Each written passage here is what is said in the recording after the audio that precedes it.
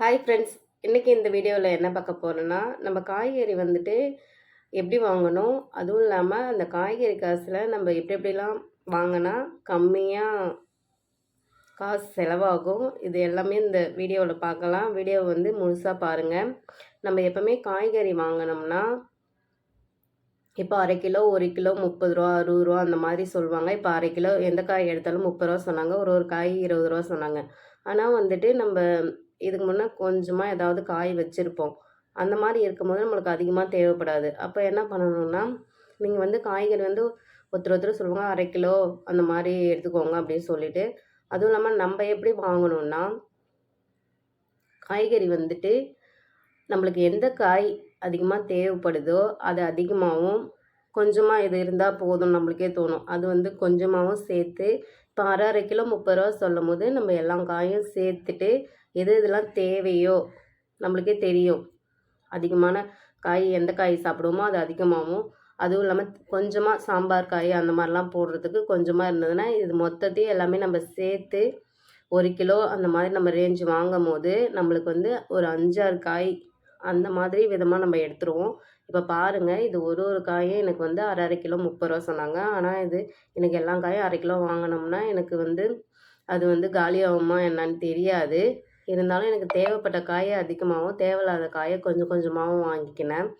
இப்போ பாருங்கள், இந்த கரெக்டாக நான் 6 காய் வாங்கினேன்.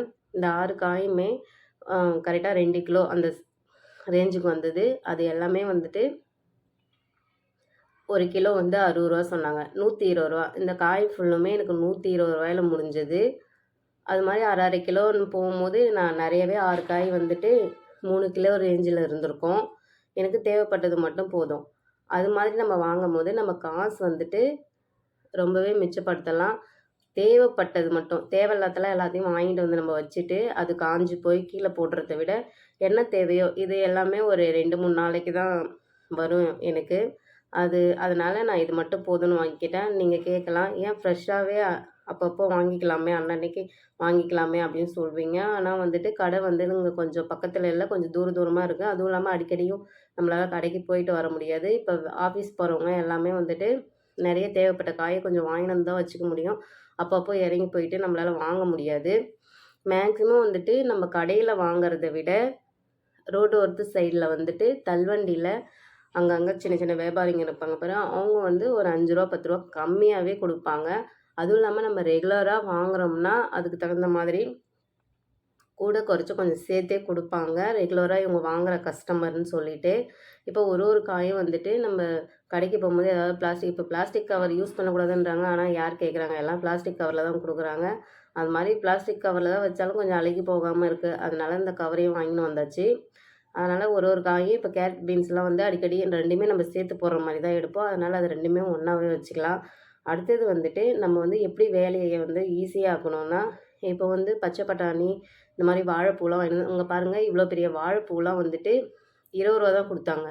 இதுவே நம்ம கடையில் வாங்க போனால் 30 ரூபா 40 ரூபா கண்டிப்பாக சொல்கிறாங்க. ஆனால் நீங்கள் சொல்லலாம் ஒரு டைமும் ஒரு ரேட்டுன்னு.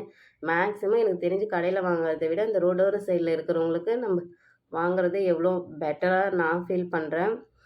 அடுத்தது வந்து இந்த வாழைப்பூ 20 ரூபா தான். ஆனால் ரொம்பவே பெருசாக இருக்குது. இதே நான் வாங்குறதுக்கு முன்னாடியும் போயிட்டு கடையில் மளிகை ஜாமான் வாங்கும்போது கேட்டேன். இந்த வாழைப்பூ இவ்வளோ பெருசு தான் இருக்கும், கரெக்டாக 40 ரூபா சொன்னாங்க. ஆனால் நான் அப்போவே வாங்காமல் வந்துட்டேன். இங்கே பாருங்கள், இந்த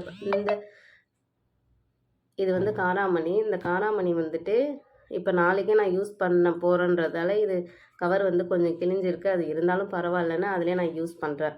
இந்த மாதிரி தாங்க நம்ம ஒரு பொருளும் வந்துட்டு பார்த்துட்டு வாங்கணும். வேலை எப்படி மிச்சப்படுத்தணும்னா, இப்போ இந்த வாழைப்பூலாம் இருக்குது பாருங்கள், அதெல்லாம் நம்ம டைம் கிடைக்கும்போது அதெல்லாம் நம்ம க்ளீன் பண்ணி வச்சுக்கலாம். இந்த பச்சை பட்டாணிலாம் டைம் இருக்கும்போது உரித்து வச்சுக்கணும்னா ரொம்பவே ஈஸியாக இருக்கும். இங்கே பாருங்கள், இந்த கீரை புதினாலாம் 5 ரூபா தான் சொன்னாங்க. ஆனால் இதே ரேட்டு எல்லா நாளும் இருக்காது. இதே கீரை கூட நான் 30 ரூபா கொடுத்து கூட வாங்கியிருக்கேன். இப்போதைக்கு இந்த கீரை விலை கம்மியாக இருக்குது. இப்போ தான் நான் ஃப்ரீயாக இருக்கும்போது இதெல்லாம் க்ளீன் பண்ணி வச்சுடுவேன். இப்போ 5 ரூபான்னு சொல்லும்போது நம்ம வந்து ஒருத்தர் என்ன பண்ணுவோம், 5 ரூபான்னு சொல்லும்போது தான் நம்ம வந்து இது நல்லா இருக்குமா, நல்லா தான் இருந்தது இந்த கீரை. ஆனால் 5 ரூபான்னு சொல்லும்போது நம்ம 30 ரூபா கொடுத்து ஒரு கட்டு வாங்குறதுக்கு 5 ரூபா கொடுத்து 2 கட்டு 10 ரூபாய்க்கு வாங்கிட்டேன். இந்த மாதிரி தாங்க நம்ம வந்து கம்மியாக இருக்கும்போது கொஞ்சம் நிறையா வாங்கி சாப்பிட்டுக்கணும். ரொம்ப ரேட்டாக இருந்தால் அதுக்கு தகுந்த மாதிரி நம்ம வந்து வாங்கிக்கணும். இப்போ கம்மியாக இருக்கும்போது 2 கட்டு கீரை வாங்குறோம். அதே அதிகமாக இருக்கும்போது 1 கட்டு கீரை வாங்கினாலும் நம்மளுக்கு போதும். இந்த மாதிரி வாழைப்பூலாம் வந்துட்டு நம்ம உரிச்சு வச்சுக்கிட்டா நம்ம வேலை வந்து ரொம்ப ஈஸியாக இருக்கும். காய்கறி வந்து வேஸ்ட்டு பண்ணாமல் நம்ம சாப்பிட்லாம்.